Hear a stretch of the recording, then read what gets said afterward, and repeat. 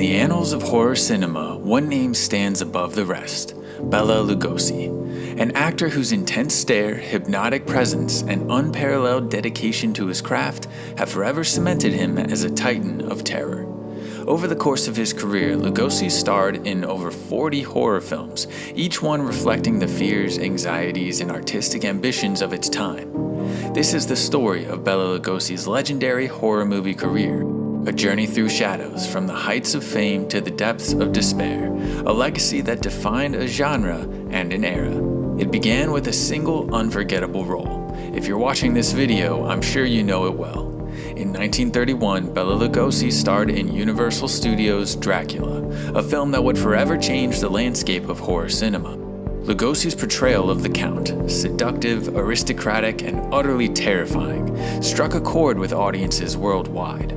His distinctive accent and commanding presence made him the definitive Dracula, a title he would carry for the rest of his life, and even still today. Following the success of Dracula, Lugosi quickly became synonymous with the horror genre. The next year, in 1932, he appeared in Murders in the Rue Morgue, playing the Mad Dr. Miracle. This film, an early example of horror cinema's fascination with the grotesque and the scientific, reflected the era's anxieties about the unknown and the misuse of science. Next came White Zombie the same year, widely considered to be the first zombie movie ever made. Here, Lugosi played a sinister voodoo master. The film capitalized on the public's growing interest in exoticism and the supernatural, a theme that resonated in a world still reeling from the horrors of World War I and facing the rise of fascism. Throughout the early 1930s, Lugosi continued to work prolifically, starring in films such as Shandu the Magician, Island of Lost Souls, and The Black Cat, alongside Boris Karloff. These films, with their themes of occultism, mad science, and forbidden love, reflected a world on the brink of profound change, where old certainties were crumbling and new horrors lurked around every corner. As the world moved deeper into the 1930s, the shadow of impending war began to cast its darkness over cinema. In Mark of the Vampire, Lugosi reprised his vampiric persona, but this time with a twist. An eerie blend of horror and mystery that captivated audiences, hinting at a meta-narrative about Hollywood's love affair with fear. In The Raven, Lugosi faced off against Karloff once more, in a chilling tale that drew on Edgar Allan Poe's classic works. Lugosi's portrayal of the deranged surgeon, Dr. Volin, showcased his ability to blend pathos with menace, a performance that spoke to the era's fascination with psychological horror and the darkness of the human mind. Continuing with films like The Invisible Ray and Son of Frankenstein, Lugosi navigated the complexities of typecasting. Playing characters that were often mad scientists or tragic figures, he grappled with a world increasingly defined by scientific breakthroughs and ethical dilemmas, reflecting the period's anxieties about technological advancement and its potential to both save and destroy.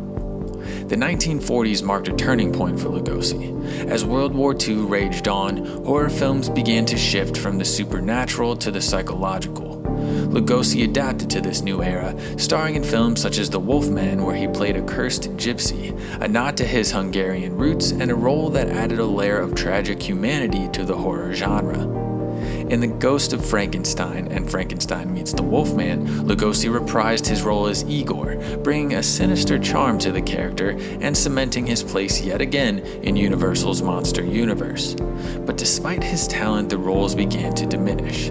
The horror genre was evolving once more, and so too were audience tastes. By the late 1940s, Lugosi found himself struggling to find meaningful work.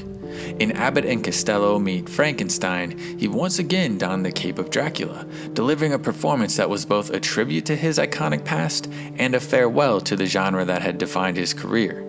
The film was a commercial success, but it marked the end of an era for Lugosi, a stark reminder of how quickly the world of cinema could change. The 1950s brought new challenges for Lugosi. The horror landscape was now dominated by science fiction and the threat of atomic annihilation. Lugosi, facing personal and professional hardships, took on roles in low-budget productions, like Bela Lugosi Meets a Brooklyn Gorilla and Bride of the Monster. Despite the quality of these films, Lugosi's performances were always sincere, an artist dedicated to his craft no matter the circumstances. In 1956, Lugosi starred in Plan 9 from Outer Space, a film often cited as one of the worst ever made, but one that has since gained cult status. His brief appearance in the film was cobbled together from unrelated footage shot before his death, a tragic end to a career that spanned from the heights of Hollywood to its most obscure corners. Bela Lugosi passed away on August 16, 1956, but his legacy endures. Through decades of horror films, he not only defined the genre, but also reflected the shifting cultural landscape of his time. From the decadent allure of the 1930s to the existential dread of the atomic age, Lugosi's career was a mirror of our collective fears and fascinations. He was more than just Dracula. He was a master of horror, an artist who gave his all to every performance, no matter how big or small, through over 40 roles spanning 3 decades. And though many years have passed, Bela Lugosi's shadow still looms large, a testament to the enduring power of cinema and the timeless allure of the unknown, a legacy of shadows that will live forever.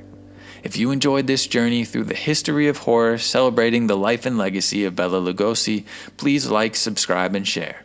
Thanks for watching.